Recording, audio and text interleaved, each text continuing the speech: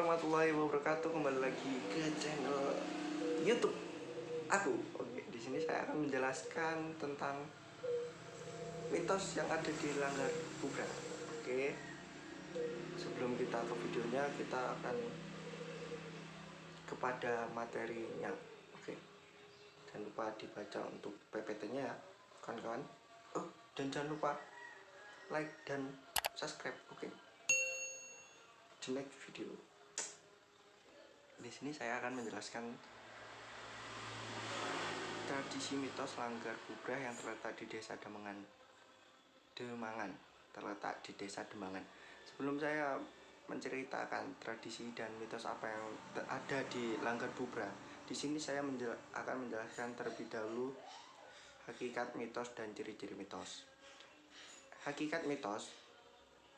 Mitos atau mita adalah bagian dari suatu folklore yang berupa kisah berlatar masa lampau, mengandung penafsiran tentang alam semesta, serta dianggap benar-benar terjadi oleh yang mempunyai cerita atau penganutnya. Dalam pengertian yang lebih luas, mitos dapat mengacu pada cerita tradisional. Lambang mitos tidak selalu tertulis, tetapi dapat berupa film tradisional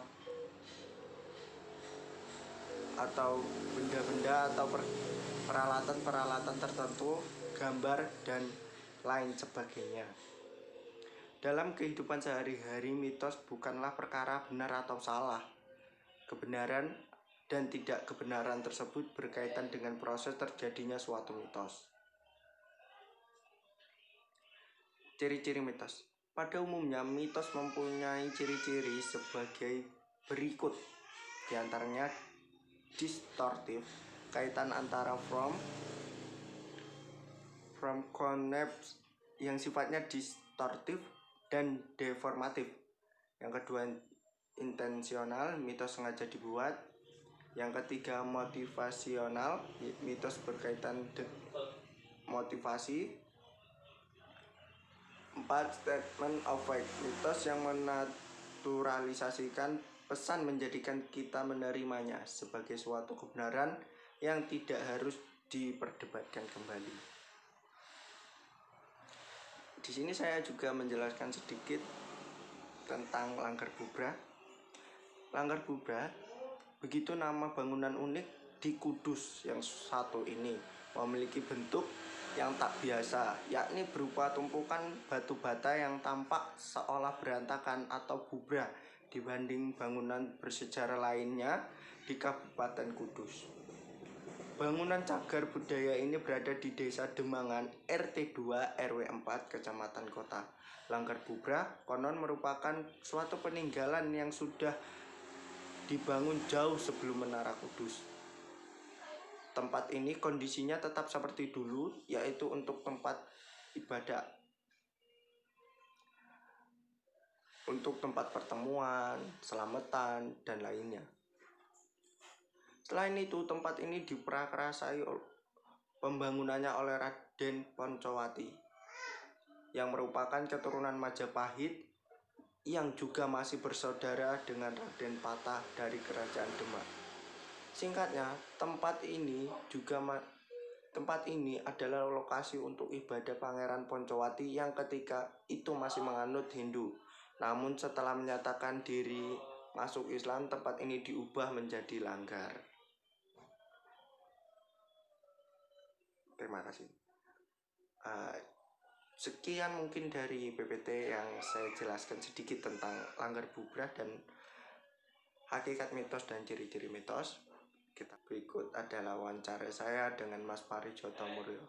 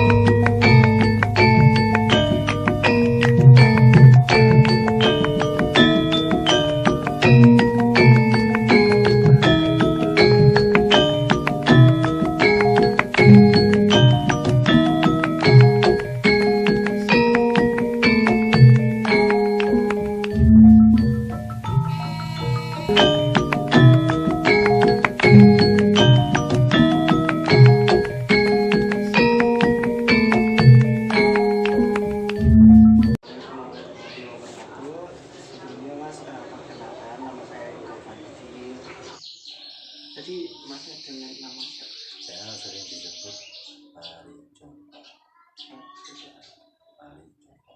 Ada yang manggil John, ada yang manggil Jojon, ada yang manggil Yon, lebih yang pakai seperti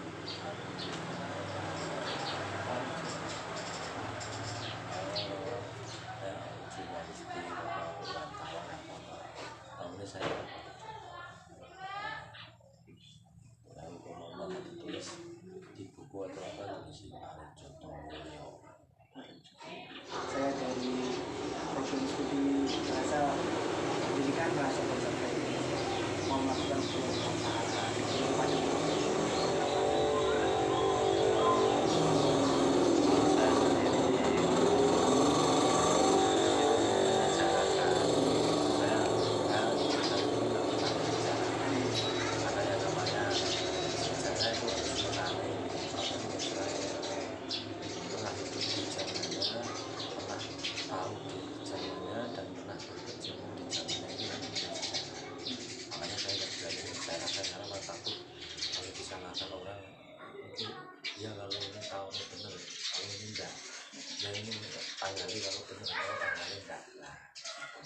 tapi saya berani hanya dongeng nyari kakek seperti yang dulu yang dilakukan oleh mbak saya dulu menunjukkan dongeng. Jadi didongeng tentang sejarah sini didongeng. Jadi Langgar Bubrah sendiri kenapa dikasih nama Langgar Bubrah itu juga banyak yang mempertanyakan kenapa kok namanya Langgar Bubrah dan Langgar Bubrah gimana kenapa Bubrah.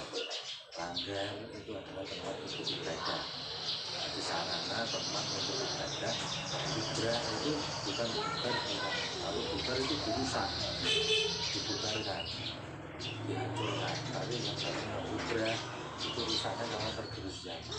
Jadi gini, dulu bangunan ini utuh satu kesatuan. Ada tempat ibadahnya, ada terasnya, ada halamannya, ada dapurnya, ada tempat untuk kayak apa ini untuk makan, ada tempat untuk berkumpul. Di sini harusnya ada wilayahnya juga luas. Foto-foto yang dimiliki oleh keluarga saya dulu ada beberapa yang menunjukkan memang masih luasnya wilayah ini ada. Nanti saya lihatin. Makanya ini hanya tinggal sisa. Karena apa? Tanah-tanah di sini dulu tanah genggong. Tanah genggong itu tanah hak butuhan. Jadi tanah yang tidak ada sertifikat hak miliknya itu tanah genggong. Harusnya tanah genggong itu milik negara.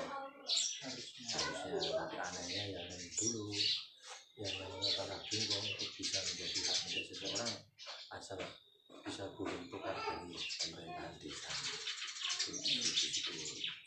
Kalau ini hanya tinggal sisanya, misalnya kalau hanya 100 meter persegi. Nah, Bubrah sendiri itu bukan dihancurkan, bukan dirusak, juga bukan dimusnahkan. Andai kata kalau ini dirusak, zaman Belanda, zaman Portugis, zaman Jepang sudah diratakan tanah. Masih ada sisanya sekian karena ini dulu utuh. Ya ada atapnya, ada pintunya, ada dapur masuknya, semua ada. Makanya ditulis Langgar Bubrah. namanya kembali Ya Bubrahnya karena kerusuhan karena dari zaman tahun sekian sampai sekian ini pernah diduduki oleh orang ini, yang tahun ini oleh orang zaman sekian sampai sekian diduduki seperti itu. Pemerintahan yang pemerintahan seperti itu. Rusaknya lebih parahnya rusaknya ini itu karena meletusnya Muria 1600. Jadi pegunungan Muria itu tahun 1600 pernah meletus dan pernah apa yang cara bahasa Indonesia wedus gembel atau laharnya itu pernah membumi hanguskan wilayah-wilayah Kudus. Salah satunya ini dulu tergerus lahar ini.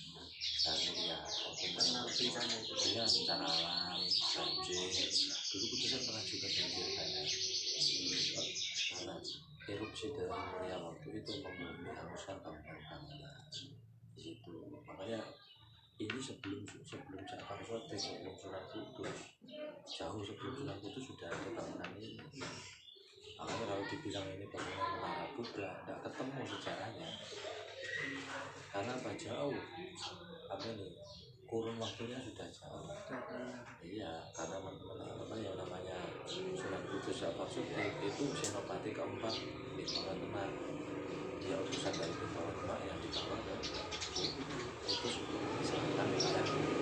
Kalau dulu orang-orang Kudus waktu itu belum mengenal agama Islam sebenarnya.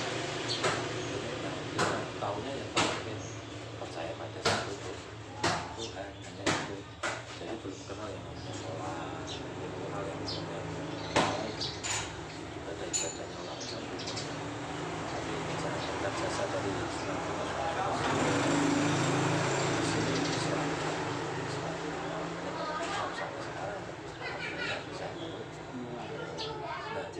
di Langgar Buddha sendiri ini, Langgar Buddha itu dulu sebelum zamannya Sunan Kudus itu belum dipakai untuk ibadah sholat, tapi nyawiji itu seperti begini, ya seperti sembahyang. Makanya bangunan sini tidak luas, bentuknya kan tidak luas, hanya sekian, berapa ini sekitar 25 meter persegi, lebar 5 meter, panjang 5 meter. Nah ini sekat laki-laki, di situ sekat perempuan. Kemudian di situ masuk ke sekat perempuan. Makanya disebut langgar, karena orang dulu nyebutnya pesigit. Kalau langgar tersebut itu kan tradisi, ada nggak mas kaitannya dengan mitos atau kalau tradisinya dari dulu orang-orang sini sebelum mengenal Islam yang dibawa Jambak Weteng itu disempurnakan. Jadi gini, dulu yang ingkung ayam biasanya ditinggal di sini, ditinggal sampai membusuk. Zamannya nggak seperti ingkungnya masih, tapi tata caranya yang diubah. Jadi ingkungnya dibawa ke sini tidak ditinggal, dipanggilkan orang-orang nanti didoain bareng-bareng. Nanti setelah didoain dimakan bareng-bareng. Tapi sebelum zaman itu tidak seperti itu. Zaman bangunan ini berdiri zamannya belum Islam itu kegiatannya tidak seperti itu. Ingkung di bawah sini tinggal, berdoa di sini, terus tinggal pulang. Di sini ada yang makan atau tidak ada yang makan, ditinggal di sini. Nah kalau nggak ketahuan orang mampu kusuk, jadinya kusuk. Nah, perkembangan zaman Islam yang dibawa oleh Sunan Kudus, hal-hal yang seperti itu disempurnakan seperti membangun kubur atau mulai di situ ditinggal. Jadi kalau Sunan Kudus jangan ditinggal, tapi didoain bareng-bareng, nanti dimakan bareng-bareng. Kuluban, tumpengan, terus apa ingkungan, tahu ingkungan, ayam itu makanya tradisi sampai sekarang. Kalau ada orang sekitar sini punya hajat apa, kalau di sini bawa ingkung, ada yang bawa bubur putih, ada yang bawa kuluban. itu arti menyempurnakan. Iya, disempurnakan di sini, tidak hanya ditinggal di sini, tapi dimakan bareng-bareng, didoain bareng-bareng. Makanya tradisi di sini dulu sebelum karena Sunan Kudus Al-Fatih dulu di sini sudah pernah ada sosok seorang tokoh yang mengaku menyejatkan masyarakat sini, namanya Koncoan. Makanya sampai sekarang orang-orang sekitar sini kalau wasilah di sini untuk berdoa juga menyebutnya Koncoan, bukan Jambak Sotik, ya Koncoan. Tapi sebagian besar ada yang menyebutkan bangunan Langgar Buddha ini menara yang tidak jadi itu benar atau kalau menurut saya anggapan kalau di sini disebut menara dan jadi atau menara bubar, menara yang waktu mau didirikan di sini ketahuan orang ya itu apa terserah persepsi orang masing-masing. Cuman bukti foto yang menunjukkan di sini bukan menara itu ada banget. Gitu. Nanti saya lihatin fotonya yang lama-lama. Kenapa? Secara logika kita bisa melihat bangunan ini, menara pintunya di barat. Nah ini sedangkan ini pintunya di nah itu sudah menunjukkan beda bangun. Nah, ini logikanya saja, pintunya nanti naik tangga. Di sini pintunya di timur, sedangkan model pintunya ada 2 bilik, menara hanya 1 bilik. Makanya kalau disebut ini menara terbuka. Moncong yang mihrab ini, moncongnya sampai ke jalan ini, menara kan tidak ada moncongnya seperti ini, ya kan? Menara adanya yang tengah-tengah itu ini mihrab kecil-kecil 4, tapi yang sini ini di bawahnya sudah ada mihrabnya. Makanya ornamennya sudah berubah.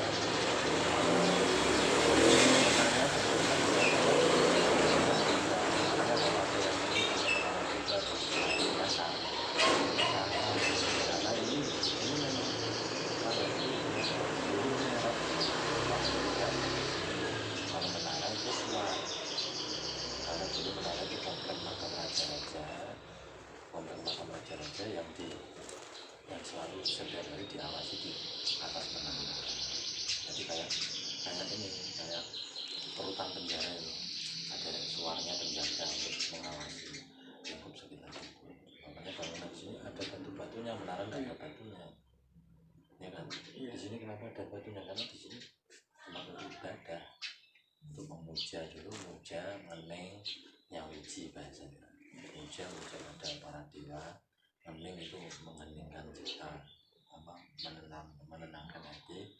Terus nyawiji itu seolah-olah dia itu langsung dekat dengan Tuhan. Makanya ada kegiatan-kegiatan kayak gitu. Makanya ada ngomongnya, ada yang bawa kembang. Ini bukan untuk persembahan kepada jin, setan, iblis, bukan.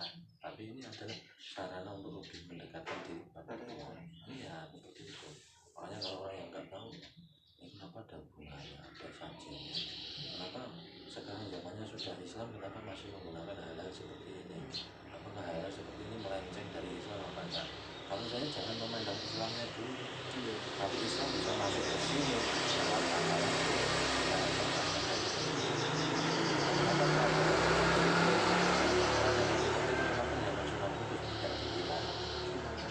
tapi itu menunjukkan bahwa Sunan Kudus mengajarkan Islam di sini itu dengan cara halus, tidak memaksakan, tidak yang seperti sekarang terjadi di Jakarta.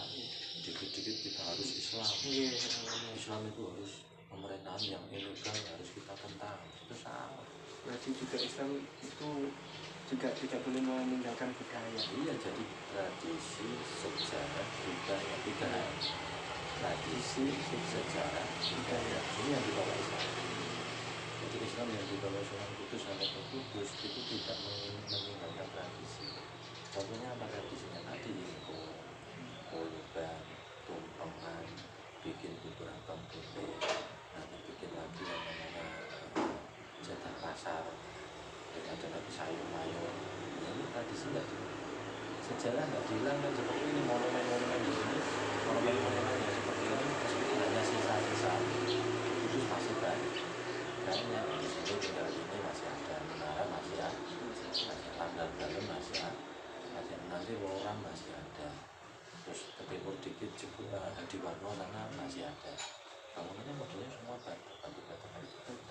Ini menunjukkan bahwa dulu sejarah selalu ada, tidak pernah dimusnahkan. Budaya di Kudus baik tari, lagu, terus bahasa, tutur kata di Kudus tidak pernah dihilang. Andai kata Islam yang dibawa oleh Raden Patah oleh Sunan Kudus dengan cara keras, garis radikal atau keras, pasti sejarah, tradisi, budaya yang dipakai oleh orang-orang Hindu zaman dulu dimusnahkan semua, ya kan? Tapi kenapa tidak dimusnahkan? Kenapa menara Kudus masih ada ngobong dupo tiap malam Jumat? Kenapa masih ada di menara bawa ikon? Ini bukan tradisi Islam benar ya? Tapi ini tradisi Hindu, tapi disempurnakan dengan cara Islam. Ini tidak ingat makanya Wali Songo luar biasa. Kita tidak menggunakan peradaban, tidak menggunakan tradisi, tidak menggunakan sejarah, tidak menggunakan budayanya orang Kudus. Tapi tradisi, sejarah, dan budayanya orang Kudus dibawa, dikemas, disempurnakan dengan bacaan-bacaan Islam. tinggal di perapatan. Sekarang diajak orang ke perapatan, berdoa di perapatan sambil membawa mata. Dalam arti untuk mendekatkan diri sama yang Sebenarnya seperti itu. Tapi zaman sekarang anaknya lucu, apa-apa disuruh, hanya yang penting kan masjid. Ya kan? Kenapa ya di kuburan wali nggak pernah ditonjol? Di tempat petilasan banyak dulu sudah banyak yang meninggal. Perapatan yang dulu tradisi di perapatan ada ritual keagamaan, sekarang banyak ditinggal. Makanya jangan bilang kalau di perapatan banyak terjadi kecelakaan. Kecelakaan dulu yang namanya perapatan tempatnya istilahnya kalau orang Jawa nyebutnya tempatnya sekolah. Makanya dulu banyak diselamatkan kegiatan ritual keagamaan di situ. Makanya kayak sekarang bisa kita lihat setiap perapatan ada banjir, baru hujan sehari perampatannya kayak jembatan banjir baru sehari sudah banjir. Itu menunjukkan manusianya sudah jauh dari itu. Kalau orang-orang dulu selalu dekat, dia kepingin selamat, kepingin dekat dengan Tuhan, kepingin meminta keselamatan dari Tuhan, dia selalu mengadakan yang namanya selamat. Nah yang di sini, yang dulu pernah hidup di sini itu tokohnya namanya Raden Pangeran Banyuwangi. Dia adalah salah satu putra dari Brawijaya V. Dia sendiri adalah adik kandung dari Raden Patah. Waktu Islam yang dibawa Raden Patah oleh sahabat Sunan Kudus masuk ke Kudus, itu dia hanya memiliki satu kekayaan. Kamu boleh membawa Islam masuk ke Kudus, tapi dengan satu syarat. Syaratnya apa? Jangan menyembelih yang namanya sapi, karena orang Kudus waktu itu belum kenal Islam, tapi masih memiliki ajaran Hindu yang masih kuat. Makanya jangan menyembelih sapi, karena sapi adalah tunggangannya Dewa Brahma. Makanya tunggangan dewa jangan disembelih karena akan membawa malapetaka. Tapi boleh makan daging sapi. Makanya kalau kadang saya dongeng seperti ini, ada yang memotong cerita mau itu sudah boleh makan sapi. Ini salah. Boleh makan sapi, boleh makan daging sapi. Yang tidak boleh itu memotong, menyembelih sapi. Di sini makanya orang sini sampai sekarang tidak berani menyembelih sapi. Setiap hari raya kurban yang melihat kerbau. Itu karena itu tadi menghormati ajaran ini yang ada di Kudus waktu itu. Tapi lambat laun dari tahun ke tahun, dari masa ke masa, tradisi larangan menyembelih sapi. Kenapa sekarang banyak yang dilanggar, ada yang sudah berani menyembelih sapi tapi nyatanya tidak apa. Karena sebenarnya itu dari dulu pun tidak apa-apa, boleh menyembelih sapi. Tapi kenapa dilarang oleh Sunan Kudus menyembelih sapi? Karena menghormati ajaran Sanjowati, karena mereka itu belum kenal Islam. Kita kenal yang karena yang namanya ajaran Islam itu indah, halus, tradisi, sejarah, budaya selalu dibawa. Mereka tidak membawa sejarah tradisi budaya dari Jawa, tapi malah sejarah tradisi dari sana-sana dibawa ke sini. Benar apa enggak? Salah kan harusnya? Harusnya salah, yang udah ada itulah yang di daerah. Kayak masih ini dari Riau kan? Iya. Tradisi Riau masih bawa di Kudus, nggak akan jalan. Karena orang Kudus sudah punya tradisi. Coba tradisi di Riau, kalau mau nikahan orang Riau ngapain? Contohnya ya ada juga sebagian orang yang melakukan ritual di Riau sampai pakai di sini tidak bakal jalan, karena di sini sudah ada tradisi. Nah seperti itu, karena Nusantara itu halus, damai, tidak ada kekerasan. Makanya orang-orang Islam yang dulu sukanya gamelan, rambutnya gamelan. Kenapa mereka buatnya gamelan? Mereka bawanya makanan-makanan, karena mereka suka cinta suka kumpul makan nggak makan kumpul susah senang susah senang punya uang nggak punya uang itu bisa makan kan. Kita ini sudah bangsa yang besar, kita ini sudah memiliki tantangan, sudah memiliki bahasa yang luar biasa. Bahasa Jawa ini bahasa yang luar biasa, yang semua bersambungkan sama budaya itu bahasa Indonesia. Bahasa Jawa, bahasa Jawa ada yang namanya kromo itu, ada yang namanya kromo, ada yang namanya ngopo, ada yang namanya ngopo pasar, ada yang namanya ngopo halus. Ini bahasa Jawa di sini sudah ada tadi, dan inilah kita harus bangkitkan. Dulu bisa lahir yang namanya Indonesia, tradisi sejarah dan budaya dibangkitkan, dikembangkan lagi, dimunculkan lagi,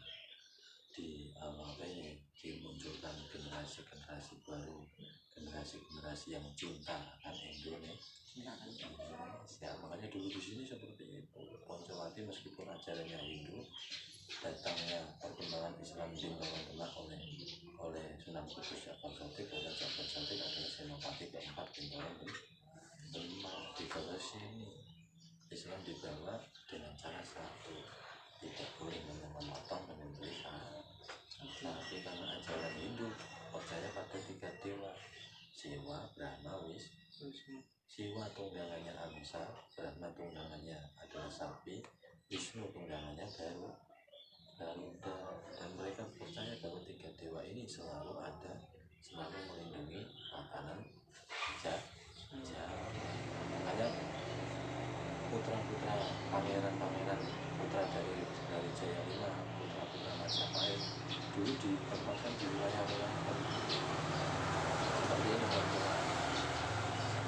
Makanya bangunan-bangunan kayak gini saya dan keluarga saya awalnya istilahnya kalau bahasa Jawanya Tok Bondo Tok Yono, potongannya Bondo potongannya yo ini potongannya Bondo. Nyatanya saya kemarin renovasi aja, Bondonya harganya sudah uang berapa nih saya tinggal di sini. Direnovasi sendiri ya? Ya, renovasi. Berapa pemerintah?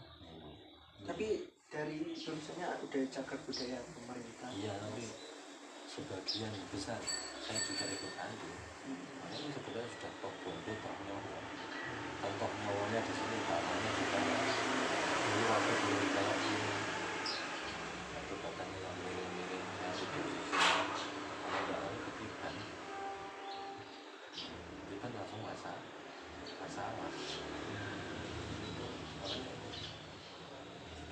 Perjuangan saya sampai ke Jakarta, sampai ke pemerintah provinsi, sampai ke cagar budaya Kudus sendiri, itu saya juga 5 tahun berhasil sih. Berarti bisa dikatakan dari